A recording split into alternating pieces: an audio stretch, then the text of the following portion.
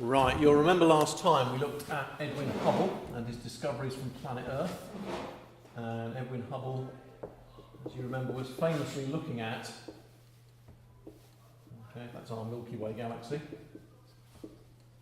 He was famously one of the first people to look at galaxies outside the local group, all right? And the local group are galaxies which are linked to the Milky Way by the force of gravity, okay? The other thing he was doing was he was obviously not looking through his telescope as such. He was putting the light through a prism and using it to obtain, these are words you'll need to know for the exam, obtain the spectrum. And he was looking particularly at the missing colours in the spectra of all stars. They're there in the sun, although you can't see them with the naked eye. If you look very closely at the spectrum, you find these missing colours, which are called spectral lines. And the key phrase for your margin to understand what's going on with spectral lines is to think of them as a chemical fingerprint, okay? The pattern of spectral lines depends exactly upon the way in which the light was produced, all right? Which chemicals produced it, how hot were they, what magnetic fields were they in, etc., etc., etc. All those things can be determined from the spectral line pattern, and this obviously depends on exactly what's going on in the distant galaxy, okay? Given these galaxies can be millions upon millions of light years away, it's obviously a vital technique, okay? This technique, which you learn about in A-level chemistry, is called spectroscopy, is really important for that reason, because we're obviously not going to visit the stars. Being able to get this kind of information from just the light is absolutely vital. Pretty much everything we know in astronomy outside the solar system is gained in this way, because obviously we've never been there and we've never sent probes, okay? So that's the first thing, is to be clear about two very important ideas. Hubble was the first person to be looking outside the local group, and he was looking at patterns of spectral lines, okay? Now, the next thing you need to understand is his big discovery, which at the time he made it was as much of a puzzle to him, okay? Let's suppose, let me make this up, let's invent the pattern of spectral lines for hydrogen, okay? So let's suppose that's the pattern of spectral lines that you get from the element hydrogen. Now in reality, you can look it up in an A-level chemistry textbook, the pattern of spectral lines from hydrogen is much more complicated, okay? But if you can imagine, if you work in astronomy, then you get to know it quite well, because obviously most stars are mostly hydrogen, okay? You do see other elements, but it's not like doing forensic science on the Earth, where this technique you could be looking at all kinds of elements and compounds. So Hubble would have recognised the pattern for hydrogen. As I say, it's more complicated than this, but this is just an example, okay? And what he noticed when he looked at these distant galaxies, so this is the pattern he got from galaxies outside the local group, is he got a rather strange result.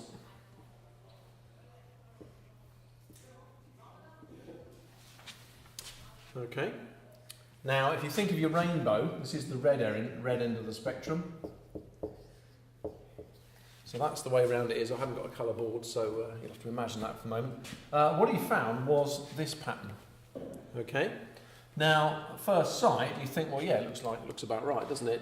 But he noticed that all the spectral lines had all been moved that way. Okay. Now, you might at first think, well, I've done something wrong. Perhaps my zero at the end or something has been set wrongly, or I've done something like that. And Hubble spent a good deal of time trying to see what he'd done wrong, because clearly the process was sort of working, because he was getting the chemical fingerprint pattern of spectral lines for hydrogen, but they're just in the wrong place. Okay. You may know that red light has a slightly longer wavelength.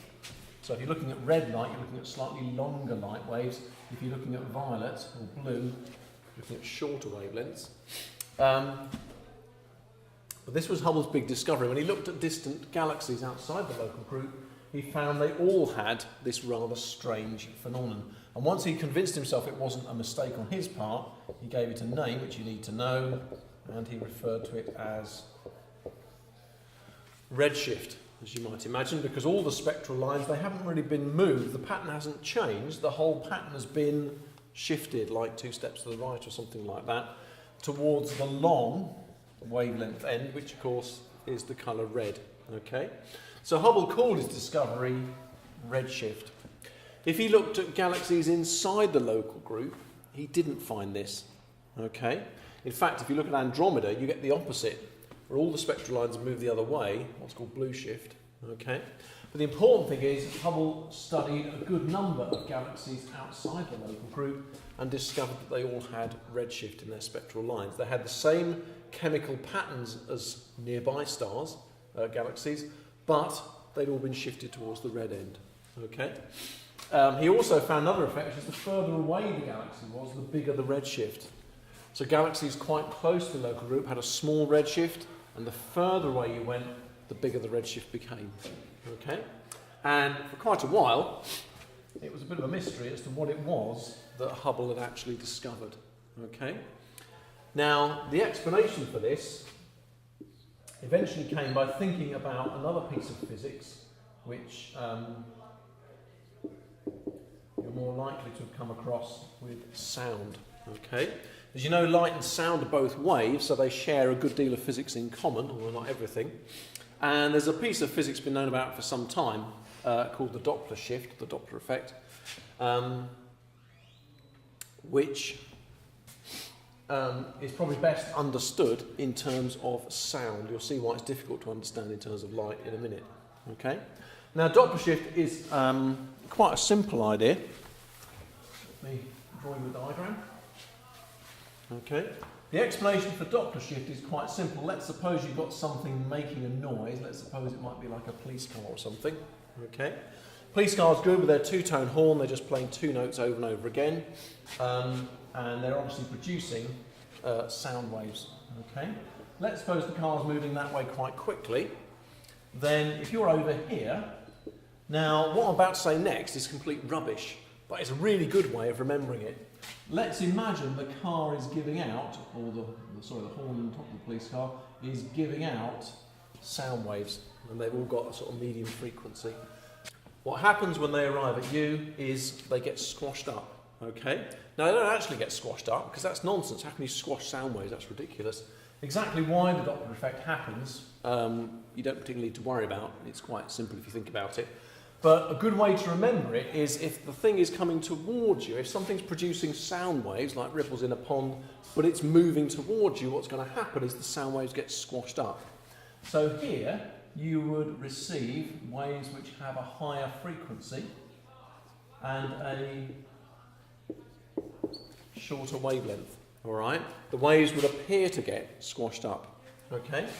If you were stood over here, let's say, watching the police car go away from you, then you get the opposite effect and the waves get stretched out. Okay? And that obviously leads to you receiving, anyway, a longer wavelength. Okay? This is the bit you need to remember. Things moving towards you, you will receive a shorter wavelength. Things moving away from you, you'll receive a longer wavelength. Okay? It's not because the waves are being stretched or squashed, but that's a really good way to remember it. Okay? Coming towards you, think of the waves getting squashed. Going away from you, think of them getting stretched. Okay? That's not true, and that isn't how it ever happens. In a physics exam, if you're asked to explain this, don't write about squashing and stretching. But for astronomy, you just need to know which way it happens. Okay? Now, this Doppler effect has been known about with sound for quite a long time. Okay? There's a nice but quite dangerous demonstration I can do. I get an alarm clock on a piece of string, set it ringing, and twirl it around my head. And what do you hear the sound of the alarm clock do? Going up and down. As it's coming towards you, the sound gets squashed up and it sounds higher. As the clock goes away from you, the sound gets stretched out and it sounds lower. All right? So although the alarm clock's producing just one tone, as you spin it round your head, you guys would hear the sound going higher, lower, higher and lower. You'd get a Doppler effect in both directions in each half of the circle. Okay? You can hear this with motor vehicles. The problem is they get louder and quieter. So if you're walking home and something comes past you, it might be a noisy car or something like that. A lot of cars are very quiet nowadays, so it could be a noisy motorbike or something like that. Emergency vehicles are good because obviously they've got that horn. But you sometimes hear it in films and cartoons and things like that. When they want to give the idea of something whizzing past you, you admit they get that sort of meow. They put that sort of sound on, don't they? Now that's obviously getting louder and quieter, but if you think what else is it doing? Meow. Yeah? What am I doing to the frequency? I'm going up as I come towards you. How do you know I've passed you? Is my tone of voice stops going up and starts going down. If I said to you, draw a graph of frequency, it would go up. Do you follow? Next time at the movies or something like that, to get the idea of something going past you, they often put that kind of sound effect on, you know, explosions and stuff like that. So you have come across it. If you've never noticed it, the next time you're walking along next to a road maybe with something like cars or motorbikes or something, have a listen to the sound they make. Ignore the fact they get louder and then quieter. If you listen carefully, the tone goes up, the note goes up and the note goes down. Okay. Now that's the Doppler effect with sound, and the reason we notice it with sound is if you had a police car, let's say, doing 70 miles an hour, then by how much does it get squashed up? Well, it depends how fast it's going compared to the speed of sound. The speed of sound is about 700 miles an hour roughly. What percentage of the speed of sound is the car doing? 10%. So what will you notice? A 10% increase in pitch and a 10% drop in pitch, and you really don't need to be a musician to hear that. All right, even a few percentage point shift in frequency, if you like, imagine someone tuning a musical instrument. The human ear is quite sensitive, even if you're not musically minded, to really quite small changes in frequency, and that's why this is quite audible. All right, something like this you can hear very clearly because a car doing 70 miles an hour is actually doing 10% the speed of sound, and it might be producing a note with a wavelength of this much, but if it's coming towards you, you'll hear it 10% shorter, and it's going away with 10% longer. Okay, so that's the Doppler effect to do with sound, which has been discovered, or known about since the 19th century. What Hubble eventually realised was this connection. Okay, he realised his observation of redshift was linked to the Doppler effect, but not the Doppler effect for sound. This, of course, is the Doppler effect for light. Okay. Reason no one had really thought of that before is because the speed of light is not 700 miles an hour. It's about 300 million metres per second. Okay? How fast would you have to be going to do 10% of that? You'd have to be going at something like 30 million metres per second. I don't know which way you walk home exactly, but you don't normally see cars and buses doing that kind of speed. Light's a little bit different, isn't it? Because you don't have high-pitched light and low-pitched light, as we mentioned here. You have red light and blue or violet light. Okay? So, if you were to get, let's have something coming towards us, that's going to get a shorter wavelength. All right? So it's going to get a shorter wavelength. So it's going to appear more. If something was coming towards you, using the Doppler effect, the wavelength would get shorter. Appear more blue, wouldn't it? So in theory, if I rushed towards you, I would appear slightly more blue, and if I ran away from you really fast, the wavelength would get stretched out to longer wavelengths of light than what I'm actually producing, and that would make me appear red. Okay? It's a true fact. If something rushes towards you very quickly, its colour is slightly more blue, and if it rushes away from you really quickly, its colour is slightly more red. That's absolutely the truth, but when do you see things doing a decent fraction that speed on the Earth? You just don't, do you? All right. Hubble was the first to realise that if you had objects moving very, very fast indeed relative to the Earth, they would be able to produce a noticeable redshift. All right. Not enough to change their colour. If you looked at them as dots in the sky, they wouldn't particularly look a different colour. But if you analyse their spectral lines, you can see what's happening is their wavelengths are all being shifted to the red end. All right. So the second step in the story, if you like, Hubble discovered redshift, but then realised that it was to do with the Doppler effect. Okay. Things coming towards you, the wavelength gets shorter. That's true for sound and light. Things going away from you, the wavelength gets longer. Okay. And that's what we call redshift in the case of light. Okay. So it was Hubble's great skill really to realise these two things were linked together. Okay. What does this mean then about all these galaxies outside the local group? It means they're all moving away from us. All right. They're not changing themselves particularly, but they are all moving away from the Earth. Okay. And if you think about it, this is what Hubble's now discovered, is that we don't just live in any old universe, we live in this is the reason he's got his name on the Space Telescope, Edwin Hubble really showed that we live in an expanding universe. All right. Outside the local group where galaxies sort of linking things together, once you get beyond that, the universe clearly is expanding. If we go back to our first lesson on this, do you remember the problem with cosmology? Gravity's been pulling the universe back together for millions and millions and millions of years. If that's the whole story, why isn't the universe in a big lump in the middle? And the answer is here. This is how cosmology works. This is how this section works, is the universe. How do universes work? They basically have two forces. They have the force of gravity pulling them inwards, and they clearly, for some reason we'll look into in a minute, they have the force of expansion pushing them outwards. Okay? And it's that balance between the two which is the section on cosmology. Okay? Expansion, Hubble's discovered. Gravity, we've known about since Isaac Newton. Which one's been winning? Yeah. If you look out at the night sky, what do you see? Massive space, don't you, between things. Even a huge galaxy, 100,000 light years across. How far is it to the next galaxy? It's an enormous distance, millions and millions of light years. Clearly, expansion's been winning. For some reason, expansion has managed to get everything in the universe quite a long way apart. And that's why there's enormous amounts of space left in between things. Okay?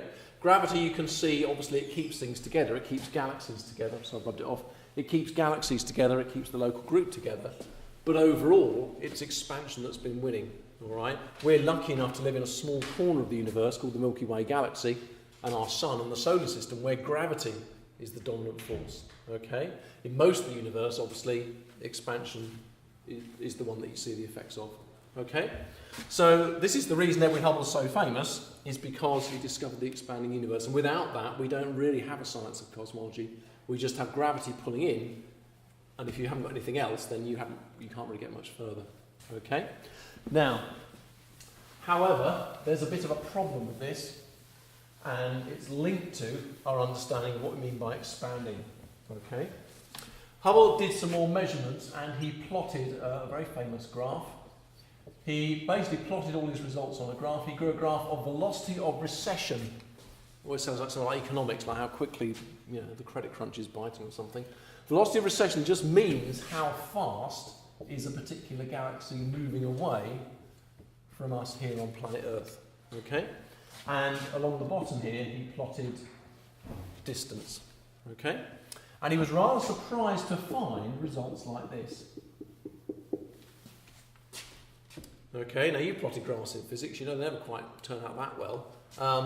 He found really very, very close correlation between the two, an almost perfect straight line. Okay? Galaxies, let's suppose we've got one at, let's have it at 1 million parsecs. Okay?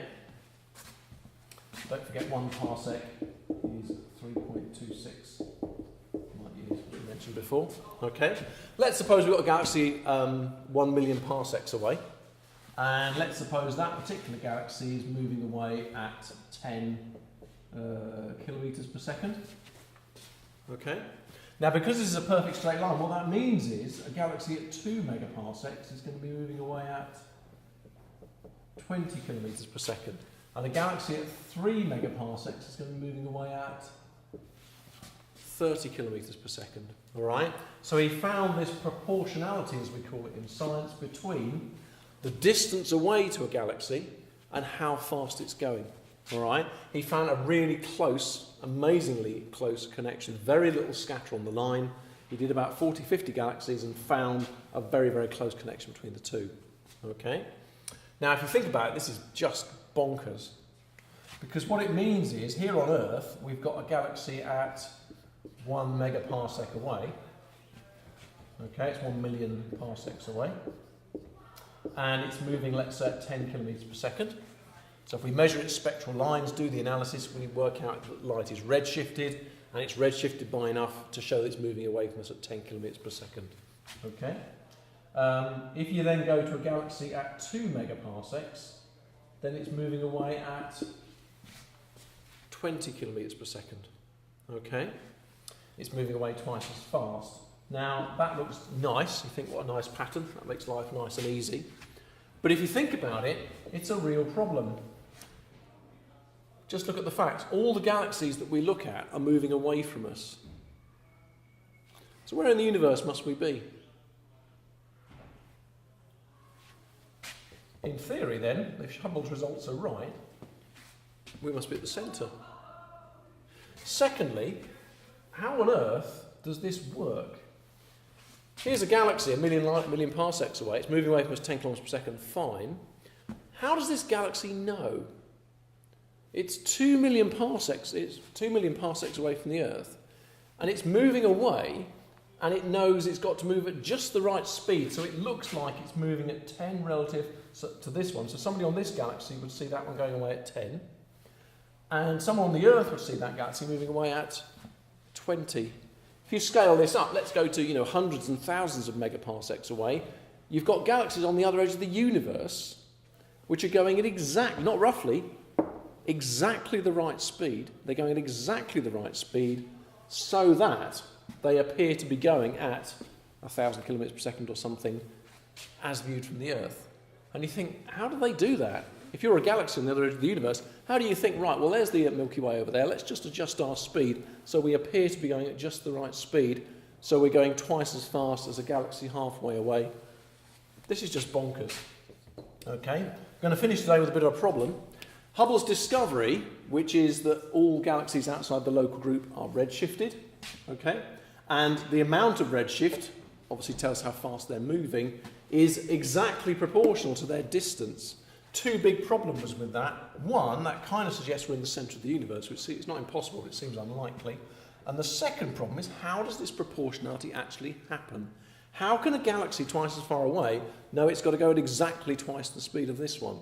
How can a galaxy at 3 megaparsecs know it's got to go at exactly 3 times the speed of that one and 1.5 times the speed of that one? All related to us here on the Earth. Okay? And we'll finish today, I think, with those two little questions. Next time we'll have a look at is this bit here. It's to do with the expanding universe. The expanding universe isn't quite as simple as it looks. Okay?